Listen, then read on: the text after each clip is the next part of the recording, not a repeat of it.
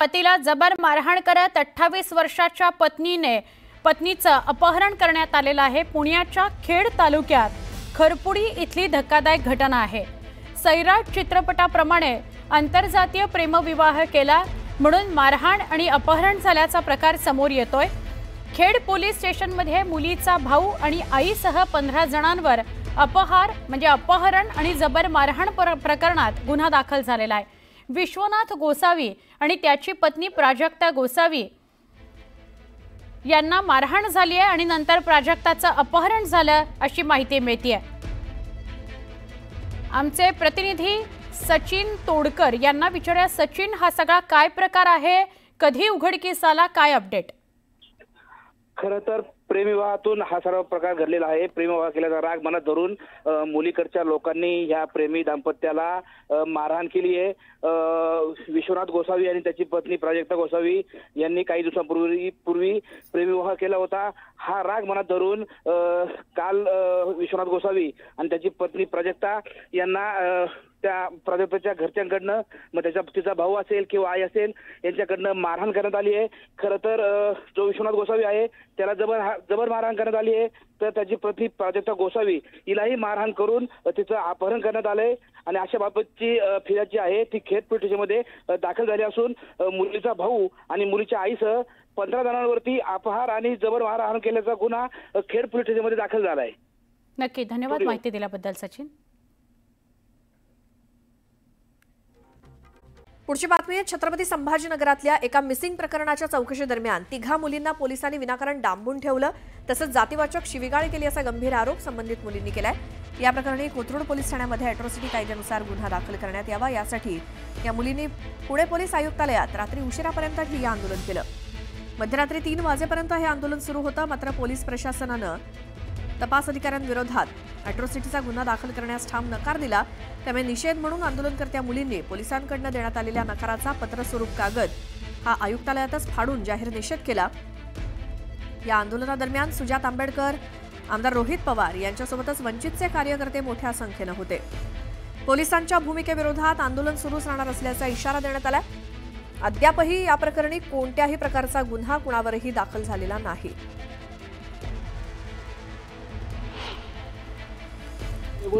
Police अधिकारी बोलू शकतात। आज कुठल्या युगात आहोत आपण? संविधानाने आपल्या सर्वांना हक्क दिलेला आहे। महामानवांनी कसं स्वाभिमानाने जगायचं हे आपल्याला तिथं शिकवलंय। कुठलाही भेदभाव न पाळता, जातीवाचक न बोलता, जाती धर्माच्या पलीकडे जाऊन माणुसकी म्हणून त्या ठिकाणी जगणं आपल्याला या सगळ्या महामानवांनी शिकवलेलं आहे। आणि इथं पोलीस अधिकारी अशा लेवलला जाऊन बोलत असतील हे योग्य नाही। या महिलांचं आणि इथं असणाऱ्या सामाजिक कार्यकर्त्यांचं आमचं सगळ्यांचं मत आहे की त्या मुली म्हणतायत तशा पद्धतीने तिथं असणाऱ्या पोलीस अधिकाऱ्यांवर कारवाई ही झालीच पाहिजे। कुठला तरी पोलीस औरंगाबादमधनं येतो आणि हे सगळं कोणाच्या तरी घरामध्ये घुसतात। कुठल्या कायद्याखाली घुसतात हे?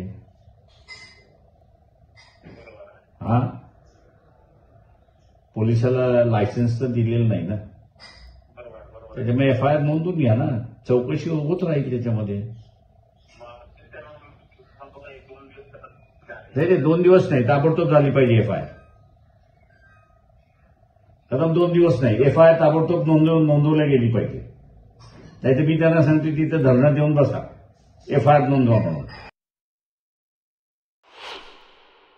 म्हणजे औरंगाबादची पोलीस पुण्यात का येते? पहिला प्रश्न, त्याची परमिशन होती का? दुसरा प्रश्न, फोन ट्रेस का केला? तिसरा प्रश्न, त्याची परमिशन होती का? चौथा प्रश्न। 3 पोरींच्या घरी पोलीस घुसले। औरंगाबादचे फक्त 1 पोलीस महिला होती, बाकी सगळे पुरुष होते। त्यांच्याकडे वॉरंट होते का?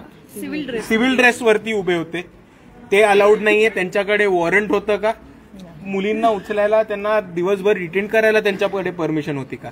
हे सगळे महत्वाचे प्रश्न उपस्थित आहेत। त्याच्या पुढे जाऊन आपण एक गोष्ट समजून घ्या की जेव्हा 1 तारखेपासून या मुलींनी एक मोठा लढा उभा केला की आम्हाला आमचा FIR तरी दर्ज करून घ्या, पोलिसांनी 3 दिवस लावलेत FIR दर्ज करायला, अजूनही FIR दर्ज झालेला नाही। या संदर्भात माहिती घेऊयात आमचे पुण्याचे प्रतिनिधी वैभव सोनावणे यांच्याकडनं।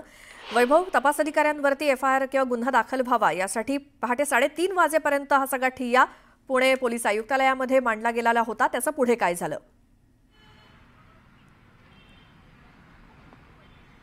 श्वेता, या सगळ्या प्रकरणामध्ये या 3 मुली, काही दलित संघटना, त्यांच्यासोबत काही पुरोगामी संघटना यांनी काल रात्री 8:30 वाजल्यापासून पोलीस आयुक्तालयामध्ये ठिय्या आंदोलन केलेलं होतं. सहपोलीस आयुक्तांशी बोलले, अतिरिक्त पोलीस आयुक्तांशी सुद्धा ते बोलले. या सगळ्यानंतर त्यांना आश्वस्त करण्यात आलेलं होतं या सगळ्या प्रकरणाची चौकशी करू. तोपर्यंत रात्री 3:30 वाजता कोथरूड पोलिसांनी एक पत्र जे आहे ते या संबंधित मुलींना दिलंय. जी मागणी या सगळ्या आंदोलनकर्त्यांची होती, या प्रकरणामध्ये ज्या ज्या पोलिसांवरती आरोप करण्यात आलेले त्यांच्यावरती अॅट्रॉसिटीचा गुन्हा दाखल करावा, त्याला पुणे पोलिसांनी स्पष्ट शब्दामध्ये नकार दिलेला आहे. जी प्राथमिक चौकशी करण्यात आलेली आहे त्या चौकशीमध्ये या आरोपांमध्ये कुठलंही तथ्य नसल्याचं पोलिसांनी या पत्रामध्ये स्पष्टपणे म्हटलेलं आहे. आणि त्याच्या आधारावरती, या आरोपांच्या आधारावरती जी चौकशी करण्यात आली त्यानुसार अॅट्रॉसिटीचा गुन्हा दाखल करणं हे तुर्तास शक्य नाहीये असं पोलिसांनी या पत्रामध्ये स्पष्ट लिहून दिलंय. काल ज्या दलित संघटना, पुरोगामी संघटना एकत्रित आक्रमक झालेल्या होत्या, त्याच्याबरोबर राजकीय पक्षाचे कार्यकर्ते सुद्धा होते. रोहित पवार होते, सुजात आंबेडकर होता आणि अंजली आंबेडकर या सुद्धा तिथं आलेल्या होत्या. ह्या सगळ्यांनी या मुलींना पाठिंबा दिला. या मुलींचा आरोप अत्यंत गंभीर आहे. 1 तारखेपासून ते पाठपुरावा करत होते या सगळ्या प्रकरणाचा. काल हे प्रकरण अत्यंत चिघळलेलं होतं. दलित संघटना आक्रमक झाल्या.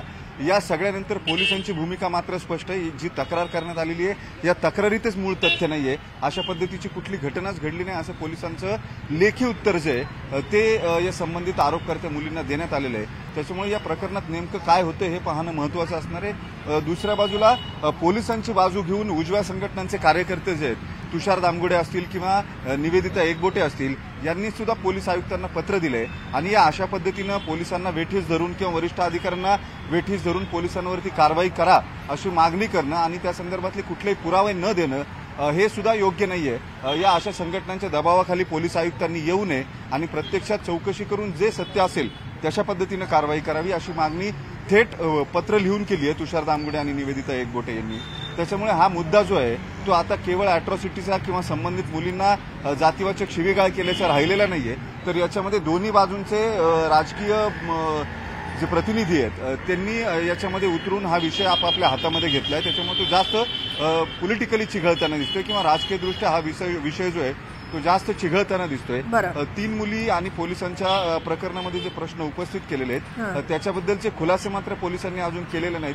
जे आक्षेप मुलींनी नोंदवलेले होते, वॉरंट होता का, बेकायदा घरामध्ये कसे आले किंवा सिव्हिल ड्रेसवर कसे आले, अशा अनेक गोष्टींची उत्तरं जी आहेत ती पोलिसांकडून खरं देता येऊ शकतात. त्याच्यामध्ये तांत्रिक गोष्टीही असतात. डिटेक्शन ब्रांचचे पोलीस हे युनिफॉर्मवरती नसतात. नोटीस दिलेल्या असतील संबंधित मुलींना किंवा इंटिमेट केलेलं असेल तरी त्यांना पोलीस स्टेशनला बोलवता येऊ शकतं. अशा अनेक गोष्टी आहेत. हे सगळं पोलिसांनी केलं होतं का किंवा या सगळ्या एकूण आरोपांमधलं प्रत्यक्षात चौकशीमधलं तथ्य काय हे सुद्धा बिलकुल.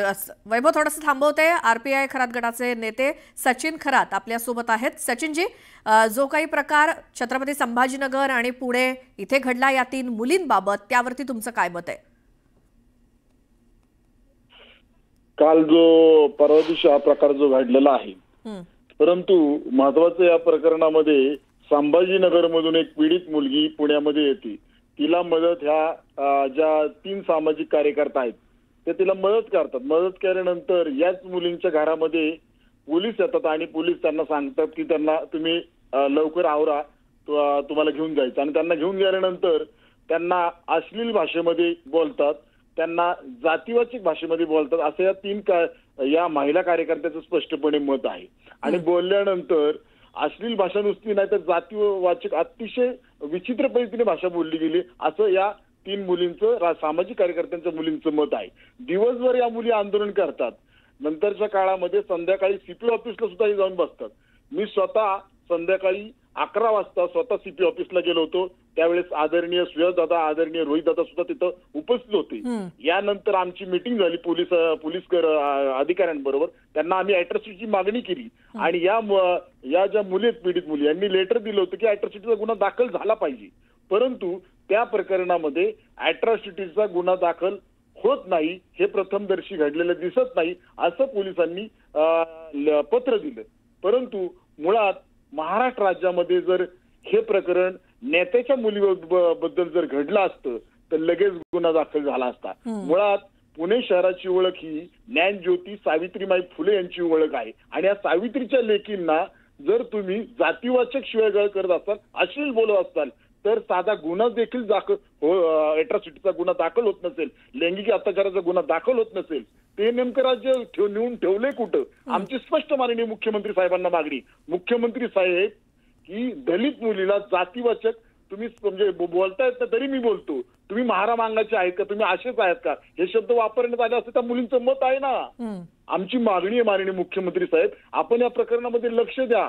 महाराष्ट्र राज्यामध्ये महिला दलित मुली असुरक्षित आहेत हे स्पष्टपणे, आणि ह्या मुली 3 मुली सामाजिक कार्य करतात, ह्या मदत करण्यासाठी गेल्यात ना, आणि मदत करण्यासाठी गेलेला असताना त्यांना जर असं होत असेल तर अतिशय चुकीची बाब आहे. आमची स्पष्ट मुख्यमंत्री साहेबांना मागणी की कोणत्याही परिस्थितीमध्ये या प्रकरणामध्ये ज्या पोलीस अधिकाऱ्यांनी लैंगिक भाषा केलेली आहे, जातीवाचक भाषा केलेली आहे, त्यांच्या अॅट्रॉसिटीचा गुन्हा दाखल झालाच पाहिजे, ही आमची आपल्या माध्यमातून मी मागणी करत आहे. बिलकुल सचिनजी, धन्यवाद, तुम्ही न्यूज 18 लोकमतशी बोललात त्याबद्दल.